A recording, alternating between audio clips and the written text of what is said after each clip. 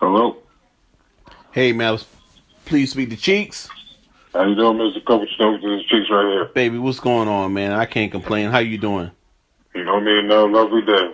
I heard that. I heard that. Hey, man, are you ready to go? We live right now. Sound good to me, yes, sir. Hey, to all my fans out there, as I let you guys know, I'm starting this week with a dynamic duels interviews with dads who have been successful in their young sons' lives when it comes to boxing or anything that they're doing. And what I'm trying to do is there are a lot of fathers out there who are following these young men and who have little sons that's being raised and being groomed in the sport, like my son Diezyl, who's 5 years old, who watched them very closely. And these young men are going to be the next world champions, the next Olympic gold medalists. They're going to be the next. You know, as we're watching right now, we see the Floyd Mayweathers and the Rigondeaux and Andre Wards. Well, you know, their time's coming to an end. These guys are going to be the next ones in the future. You know, this week I spoke to Jameer, Little Future Robertson. I spoke to yesterday. I spoke to Chris Big Red Simmons, and today I have the opportunity and the pleasure of speaking with Damazian. Did I pronounce that right? Damazian. Damazian Mazirati Van Hooter and his dad, William Cheeks Van Hooter. How you brothers? How y'all doing today? We're doing fantastic. I'm blessed to be on the phone with you, brother. Hey, well, I just want to let my listeners know a little something about you two. Originally from Albany, New York, but live in Sarasota, Florida now. And Mazirati, man, I mean, he's up and coming right now. This young man is no joke. He's the two-time state PAL champ, two-time national champion, two-time Sunshine State Games champ. And then, he does a lot of, charity work out in the community, and right now he's taking a break from competition, but he'll return back in November. And when he does return back in November, he's going to be boxing the state PAL and Sugar Burt National Finals, down Disney, down in Florida. Is that correct? Yes, sir. Down in is in Kissimmee at the Wild Water Sports this year. Got you. Well, hey, let's start off. Cheeks. Briefly explain to us, where did it all begin? Well, it began because we actually needed him to get some football training, off-season training for football. He was into football. Mm-hmm. And I actually worked with a pro boxer who said, he can give my kids some lessons. So I was like, okay, no problem. So a couple of weeks went by, and he was like, your son got some promise in boxing. I was like, okay, whatever, because he was only 6 years old, so I didn't know too much about boxing. So I was like, okay, whatever. So I, took it with a grain of salt. Then, football season rolled around. We went to go sign him up, and he was like, Dad, I want to box. I was like, I got to do some more information on this boxing thing, but, I'll check it out for you. So, I talked to my man, and he said, he can't compete till he's 8, and he was only 6 at the time. So I'm like, you can't, there's no competition. All you're going to do is train. And he was like, I really want to box instead of playing football. So basically, it just came from him trying to get some off-season training for football, and we fell right into boxing. Wow. So if I understand you correctly, he was going the football route, fell in love with boxing. He understood when you told him, he was too young. He had to wait till he was 8 years old, but, he wanted to be in boxing that much that he was willing to go ahead and train for 2 years until he fought. 2 years until he fought. Wow. And he trained hard for them 2 years until he fought. But like I said, it was pure chance that we fell into boxing. Like I said, we didn't know nothing about boxing. I still don't know too much about boxing, but I'm getting there. But most of the time he was like, this is all I want to do. And, he'll be up in the morning shadow boxing, smacking the refrigerator around, and, we just got annoyed with it. So we really got him, we really started taking him every day because he was only going 2 times a week. Okay. Maybe, 2-3 times a week. So it really wasn't too much strain on us at the beginning until he turned 7 and he was really getting ready to get into his, first event. So that's when we started going 6 days a week. He was at the gym 2 hours a day after he got out of school, and from there it just went completely bonkers after his first event. Got you. Okay, and so that drew you in yourself when it came to boxing as well. Oh yeah. Got you. I started studying boxing, started learning as much as I could, started watching old clips. I was a pay-per-view guy. I whatever came on TV, the big fights and stuff like that. So I knew a little bit about it, but I didn't know the technical aspect, the sweet science of it too much until he got into it. Got you. Big Cheeks, what I want to know is, man, like my son, I work with him day to day, but there's a lot of fathers out there, and I noticed on Instagram, you probably have noticed too, there's been a big flush when it comes to fathers just training their sons or maybe their daughters. Oh, yeah. And I'm loving what I'm seeing, man, because this is bringing us that much more closer together. But I noticed you are having success when it comes to it. How do you keep him focused when it comes to training, brother? Well, the thing about him being focused, we actually don't keep him focused. He does it all himself. He gets up, he does his running. He's one of the ones to go to the gym. He's the oldest of 5. So we have, a lot on our plate. I got 2 kids in archery, 1 kid in gymnastics. So basically he drives himself because he wants to be the best at boxing. So we really don't push him too much. He does his chores. Sometimes we got to remind him to do his push-ups in the morning or something like that. But 9 out of 10, he is really self-motivated. Wow, so it sounds like to me, he's definitely on autopilot. You don't have to worry about it. Not too much. As long as I get him to the gym, and if I can't get him to the gym, he does his home workout, or sometimes he'll get his friend to come pick him up to take him to the gym. But yeah, he's basically on self-autopilot when it comes to this boxing. Okay. Me and Mom are strictly there to make sure he gets to the event. His clothes is ironed and everything's paid for. But that's about it. Yeah, hey, that's a blessing right there, brother. That definitely is a blessing, man. How do you stay focused as his coach and his father? I pass the buck on to coaching most of the time. I always want to be the dad in the stand who, cheers him on instead of being the guy in the corner who has to pay attention, like, strictly on him, you know what I mean? And really make sure he's doing right in the ring. So basically, I pass the buck a lot. He's been through, I want to say, good. When we talk about Team Mazirati, it's like maybe 35 to 40 coaches we was blessed with to meet since we started boxing. You know what I mean? Yeah. So each coach gives him a little bit. He takes a little bit from him. I just make sure he stays with the good stuff and, gets rid of his bad habits. That's basically what I'm there for. But most of the time, his other coaches dealing with him, so I can actually sit back and be a dad in the stand, cheering him on, you know what I mean? Instead of always being focused on, oh my God, I hope he's winning, as being the parent, you just want your kid to do good in the ring. It doesn't matter if they win or loss as long as he's doing good. So, basically, like I said, giving other coaches, responsibility with them during fights, most of the time during training, that helped me a lot. I'm there every day during training. I don't think I missed one of his training sessions since he was like 6. Okay. You know what I'm saying? So I think I missed maybe 1 or 2 fights since he started fighting, but I'm always there. I'm basically the backbone of the coaching. I make sure the coaches, whoever's coaching them, I can help them get through to him a little better. Yeah. But I'm always on board with the coaches. Whatever the coaches want to do, that's what we doing. That's what we working on. I'm not the one that steps on anybody's toes. I just want him to get better. Got you. So with that being said, you're more of the you're his father. You have a team of coaches on board Team Mazirati. How do you nurture your father and son relationship? What do you do differently? Outside when you guys are not at the gym. Is there anything that he likes personally that he likes to do, or you guys like to do together as a family? Oh, we outside of boxing, we try not to talk about boxing. We go to the beach. Mm-hmm. We go fishing. Laser tag in the house. Sometimes hide and go seek. Real 80s family. We don't play with too much video games. We have it just so we can say we got it. Amen. But usually we try to do as much fun stuff as a whole family as we could do when it's not boxing. Because usually every weekend we're traveling for an event. If it's archery, we're traveling for an event. So we spend a lot of time in the car. But when there's no events going on, we try to have as much fun as a family as we possibly could.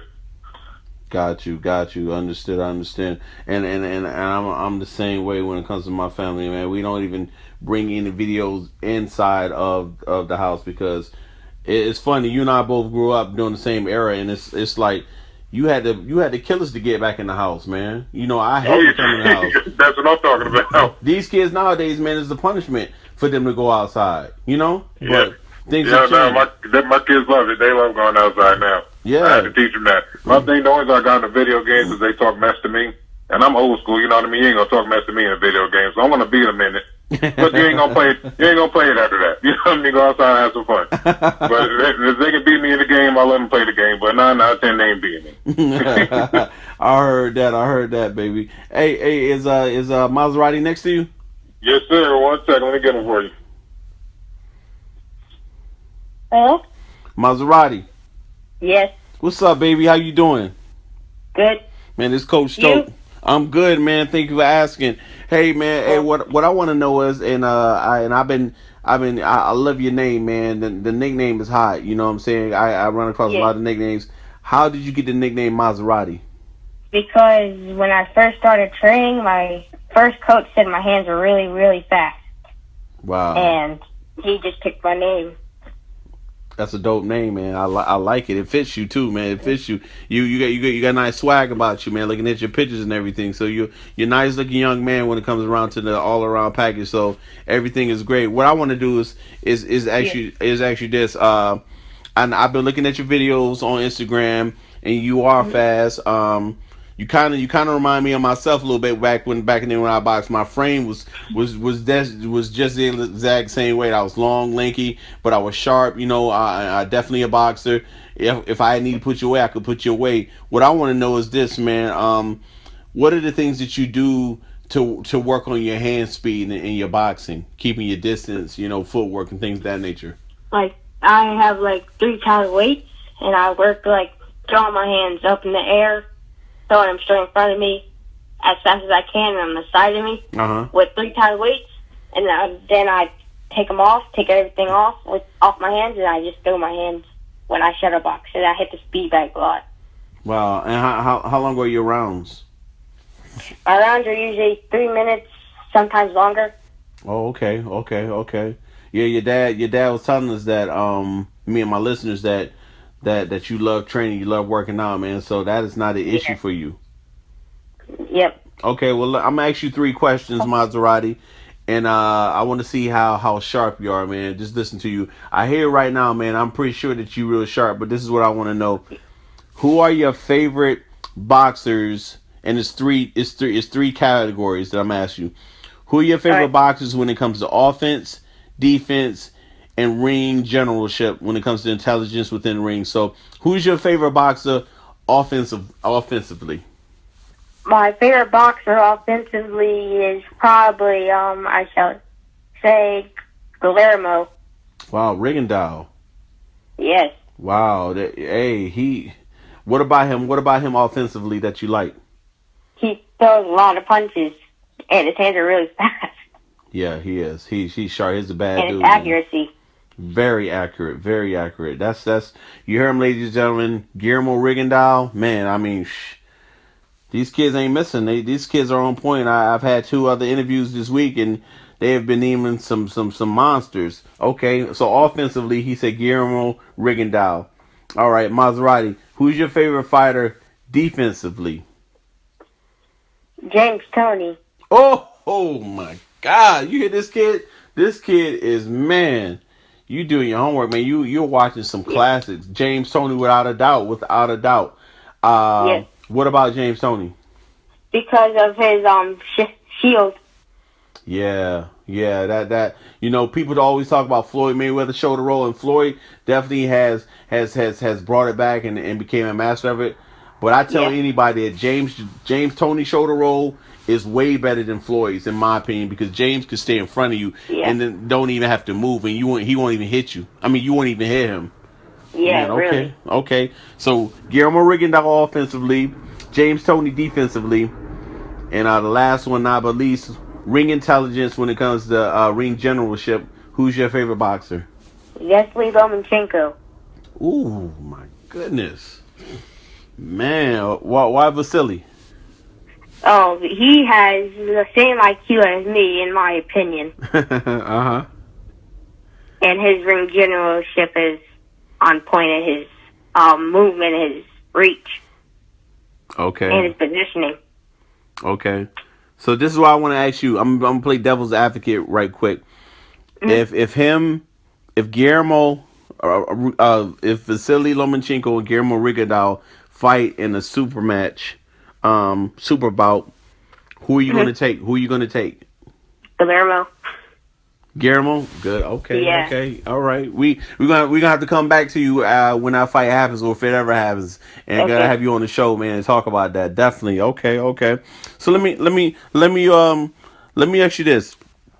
There are a lot of kids out there that want to box, that want to Yep. fight, and and they really don't know the hard work and effort that you have to put into it, not just in the gym itself, but Maserati, paying your just dues, like going to school, Yeah. doing your chores when you come home. So, Mhm. can you give some advice? What should those kids that want to box and win championships like yourself? What is it that they need to do to be successful? Be themselves, hard work, and dedication to and listening to their parents, coaches, anyone who's talking to them. Got you. Got you. That's very, very good, man. That's very good.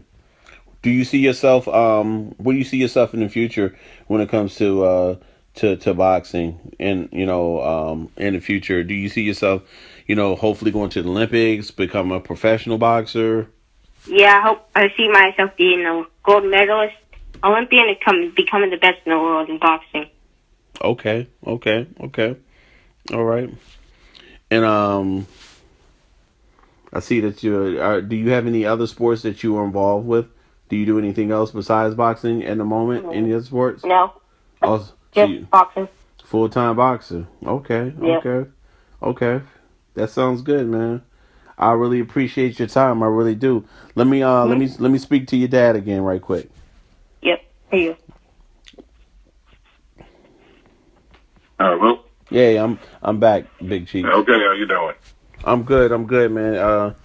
Your son, man, he's man, he's raised right. I can tell him, man. You got him schooled, man, because the fighters that he mentioned, man, it just wasn't just off the head, man. But he said the names, and then he supported the facts behind it, and all them cats is nice, man. Every last one that he said.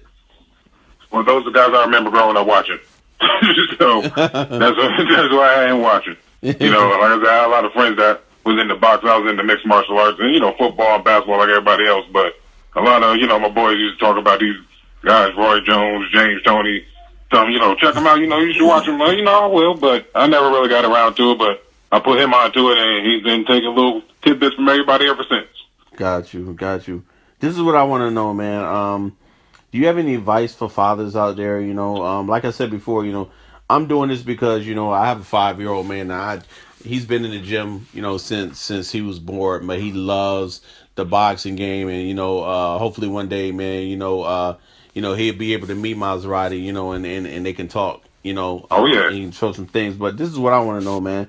There's a lot of fathers out there, and even mothers that would love to support their kids and having them be successful like you and those other fathers out there that are being successful right now. But what is the advice you give to those parents who strive for their sons or even daughters to become successful as your son has? My biggest advice to everybody who wants their kid to be a successful boxer will be to listen to the coaches. You might have to switch your coaches a lot, which we did, but always listen to the coaches, always listen to somebody who knows more than you. And as a parent, we don't know everything. We're in the best interest of our kid. But as a sport of boxing, these coaches do know what they're talking about. And like I said, not every coach knows everything. Mm-hmm. But if you find that one coach that knows a good amount, please stick with him and listen to what that man has to tell you or the female has to tell you, just so you can get your son or daughter further in this sport. Because without my coaches, I don't know how far we would have got. You know what I mean? We'd probably still be at the gym training right now if I ain't had the right coaches and the right backing that I was blessed with. So that was my biggest advice to everybody. And make sure they're smiling. As long as they're smiling, they're having a good time, that's the right sport for them. That's sound advice. I love it. I love it. One more thing before we conclude, Cheeks, and what I want to know is, how do you want your father and son team to be remembered in the sport? Oh, that's easy. I want to be remembered as the two that had the most fun. As long as you're happy, that's all you need. And as long as we're happy, we're having fun. I'm having a kick out of it. He's having a blast. So as long as everybody remembers us as the laughing crew, no matter win, lose, or draw, we still got a smile on our face. You know what I mean? That's what I really want to be remembered as. Outstanding. I have a product that I've been sending. I don't know if your son has seen it or if you've seen it on social media, but it's called the Ball on the Band. It's a it's a tool. I would like to get him out one, man, because I think it definitely be great, man, when it comes to hand-eye coordination and lateral movement. Definitely when it comes to bobbing and weaving. Lil Future and all those guys, they've been using that, man. Is definitely jump they game up a lot more. So I want to do that. But what I want to know is, before we conclude, is that those that want to follow. Mazirati, Team Mazirati, if he has a fan page, how can they go ahead and follow him on social media? Social media, you can follow him at Team Mazirati at Instagram or Team Mazirati _ fan page.